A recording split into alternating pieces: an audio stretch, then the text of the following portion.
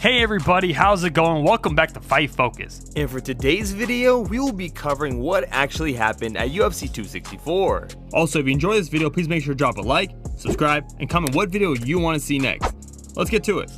On Saturday night, Conor McGregor and Dustin Poirier will settle a rivalry that dates back to 2014 when they battle at UFC 264. The combatants first met in 2014 on McGregor's rise to superstardom when the Irishman scored a first-round TKO of Poirier. Then the two met 7 years later in January in the lightweight division, with Poirier evening the score with a second-round TKO of his own. Now they look to put the final touches on this rivalry in arguably the biggest pay-per-view event of the year. There's a lot more action set for the card, including a big welterweight co-main event between former welterweight title contenders Stephen Thompson and Gilbert Burns as well, and bantamweight star Sean O'Malley versus Chris Moutinho. Will Conor be able to overcome the defeat from January, or will Dustin the Diamond Poirier be able to put the nail in the coffin and be able to end this trilogy on his own terms?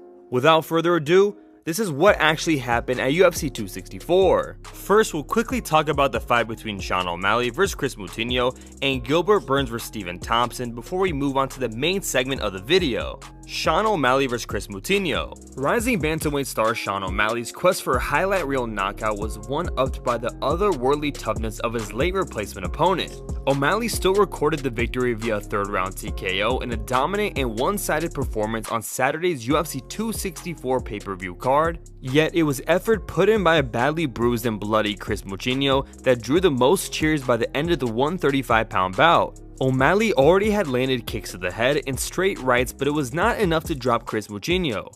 Referee Herb Dean jumped in to save Moutinho from further damage at 4 minutes and 31 seconds of the final round, setting off a plethora of boos inside the T-Mobile Arena. Moutinho, a 28-year-old native of Massachusetts who was making his UFC debut after replacing the injured Louis Smolka, likely secured himself a second date with the promotion as his forward pressure never slowed down despite accruing a tremendous beating.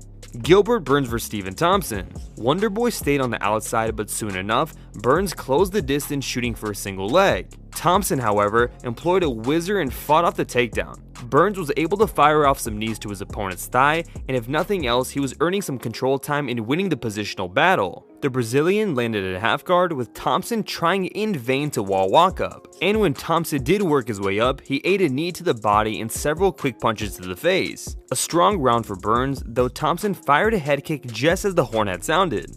The attacks were few and far between in the first half of round 2, but Burns soon shifted momentum, landing on Thompson and at last getting his attention, if not hurting him. On Thompson's next attack, Burns lunged for a leg but couldn't hold on to it. Then Burns would fire a leg kick in the final minute, a right hand, then change levels and charge forward to land a takedown. The fight would close with Burns standing over Thompson, landing shots to the back of neck and the head. Obviously, Gilbert Burns came out the winner. Which opponent would make sense for Gilbert Burns to face next? Now on to our main segment of the video. The fight started off with McGregor throwing 2 spinning roundhouse kicks that missed in the opening of the fight. He was able to land a few leg kicks. Dustin responded with the right hand and was able to trade more on the feet. McGregor kept going for leg kicks early and barely missed a right hand. Poirier landed a hard right hand after a leg kick froze him, then Conor attacked with a combination as Poirier smashed him with one of his own.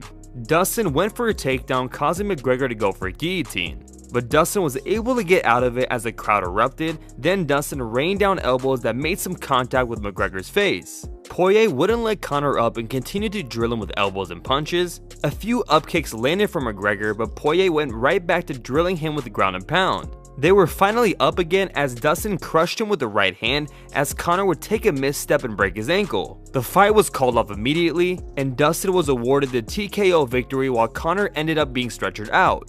What do y'all think is next for Conor in his MMA career? Will he fight again, or will his career be finished here? Let us know in the comments below. This is not over. If we have to take this outside with him, it's all outside.